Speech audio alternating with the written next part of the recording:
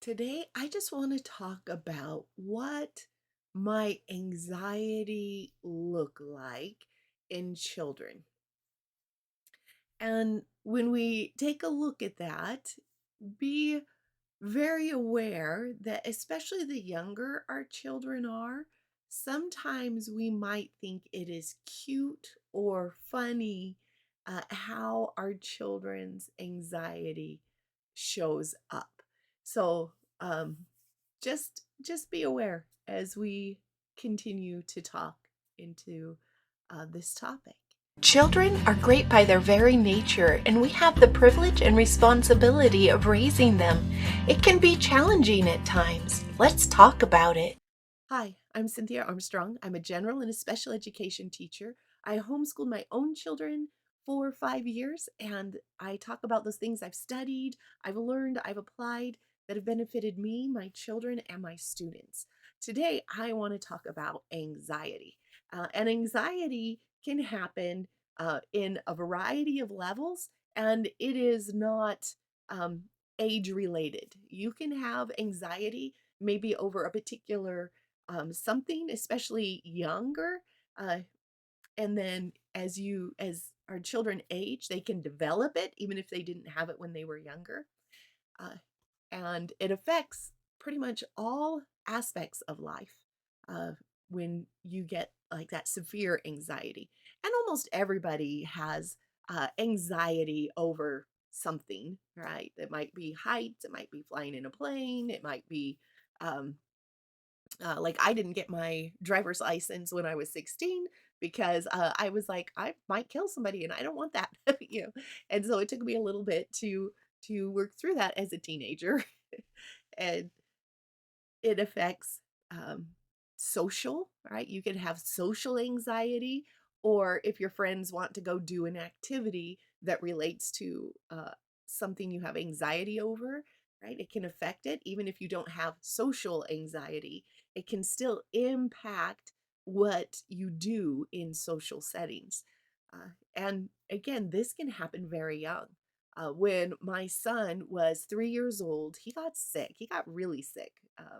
It was like he had just barely turned three. He was just a baby three, and so he got sick, and so we ended up with multiple doctor's appointments. Oh, it's just a little cold or something, and then just kidding, there's something more going on. Okay, did that treatment work for him? And so there were multiple appointments, and one time we were going in, and I had his hand, and we went up to the desk, and we were checking him in, and he just turned and bolted back out the door. And as a young three, he'd been taught not to cross a street or a road or go into a parking lot without an adult. And so this doctor's building was smack dab in the middle of the parking lot. And so my son was just taking this square of um, sidewalk in a loop because he had some anxiety about going back to the doctors. He might get a shot. He might, there might be something that happens. And so he was just looping. And it was kind of funny. If you were going to escape, going in a loop doesn't really work. Uh, and, there's, for me, there's something really cute about those little kid legs just pumping away. It could be for multiple reasons. I think that's why it's so fun to watch them play soccer. Oh, look at those little legs. But and so, I'm well aware of how humorous some of this can be, especially in our younger children. Everything's cuter when it's smaller, right? uh, so just to be aware, it's okay to get a little chuckle or to find a little humor, but depending on your child and how your child might react to that. I've had students who if somebody chuckled, they had a silly name for a character. Uncle Bossy, I think is what it was. And so a couple kids laughed because they thought the name Uncle Bossy was humorous. And this child said, nope, they're laughing at me and I'm never going to write again. And you know, we went into that kind of way. So they have anxiety over people laughing at them. And it's really hard because the way she was using Uncle Bossy in her sentence, it was kind of humorous, and so I can see why some of the kids around her chuckled. But again, her anxiety was such that she took that internally instead of, yeah, I chose a good name.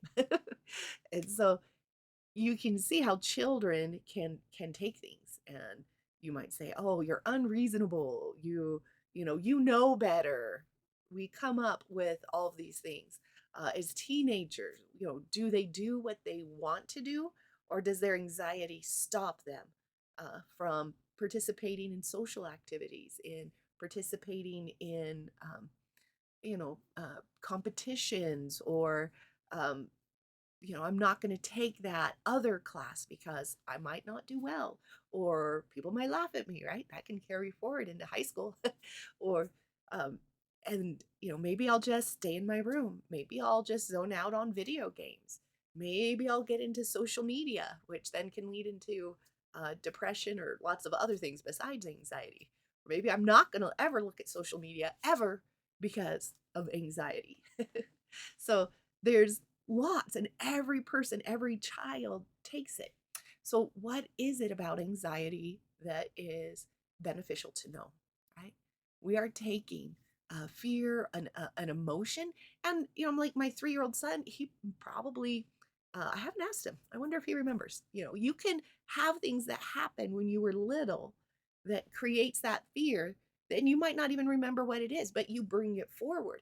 So if you have anxiety, or your child has anxiety, there is something that their brain held on to, that they're bringing forward into now, into the future. Not even, it could be now, but usually we're panicking now because of something in the future. Even if your anxiety is, I know lots of people who struggle grocery shopping or going to a department store. They can be going through and be fine, and then all of a sudden, boom, not be fine. And as parents, sometimes we have anxiety over our children. Oh no, we've got to keep them safe. Oh no, they may be harmed. Oh no, and we can have anxiety over our children, and so we're coming to our children with this sense of anxiety. And so, I mean, I know children, and it could have been, maybe my children might have even had it a little bit, because what I know now, I didn't know back when my children were little. And isn't that a beautiful thing about life? We're always learning more. Uh, but that our children can have anxiety over creating anxiety for a parent, also known as, I've got to do this so my parent doesn't stop loving me, right? So there's a lot. I don't know. Emotions are very rarely simple. They're often all intertwined and mixed together. So really, really just take a look, be aware of how you feel, be conscious of what you notice about your child, and try not to make snap judgments. Try to be more open to, there's things you don't know or understand. And children and adults, anybody who goes into anxiety, they lose access to information that they have in their minds, right? I had a student who would do that academically. You could pull this student out, and they could say all their letters, all their letter sounds. They would make 3-letter consonant, vowel, consonant words for us. But then you take her into the classroom and give her a simple assignment to use that information.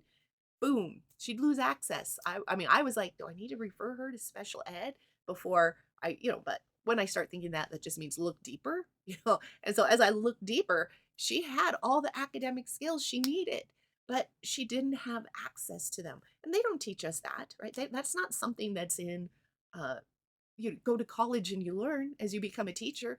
You can't even really get that. I mean, you can send her to the school psychologist, but they don't necessarily, I don't, they are very beneficial for some things, but on other things, they've been taught to um, reward or to do things that really create an external and not an internal change. So um, that's just part of what they're taught and how they do things, and why certain things are a little bit broken. And it's not on the psychologist. They are doing what they were taught to, what they were trained to, in their schools, in their education, and then they bring that to the schools. So um, they don't have access. So it's not that they're getting back at you necessarily. There's other behaviors, not anxiety necessarily, that there's other behaviors where they are getting back at you. But anxiety isn't one of them. And they don't have control over their anxiety because they don't know how. We absolutely 100% can have control over anxiety once we know how. But that's not something that is out there. That is something I've had to look into and get from other alternative places and piece together. And so that's what I teach. I teach that core fundamental. It's not about anxiety. You go to the psychologist. Oh, okay. I'm going to write down. I have diagnosed you with anxiety, or even there's lots of different types of anxiety, and they can give you a type of anxiety or your child. But that's not the cause. That is a symptom. And so when we're aware that that's a symptom and we look to treat the cause, to find a way to work with the cause, that's where our children or ourselves, if we're dealing with anxiety, that's where we will um, make that benefit, make that switch. Because I didn't want coping. Coping was not enough for me. I didn't feel like life was vibrant or that there was it was just kind of like, oh, I'm not in as much pain, yay. you know and I didn't negatively impact my children as much, yay. It wasn't enough, it was not enough, and I couldn't find it. I couldn't none of the doctors I went to. I tried some alternative therapies, and for myself. And then as my children got older, they'd picked up on some of mine, and I'd created some in theirs. Like I said, I'm pretty sure we had that. Oh, I can't make my mom anxious anxiety in my kids, and so uh, it's it's so important that we do get to that root, that we are capable of taking that and doing more than coping or doing more than having less pain. We can thrive. And if you're interested in finding out what I have to offer, please reach out to me. You can go to support at formativeparenting.net. Sorry, that's an old one. You could go to support at raisinggreatkids.net. Or just reach out to me on Messenger, and I will see you in another episode. Hi friends, Cynthia Armstrong here. Thanks for joining us today. Please make sure that you subscribe to our channel so you can see when new videos come out, and like this one. It is such a responsibility and a challenge to raise great kids, and we are here to help you along that journey to make it as enjoyable and fun and fulfilling as possible. Please check out our website, www.raisinggreatkids.net, and I will leave that in the description below.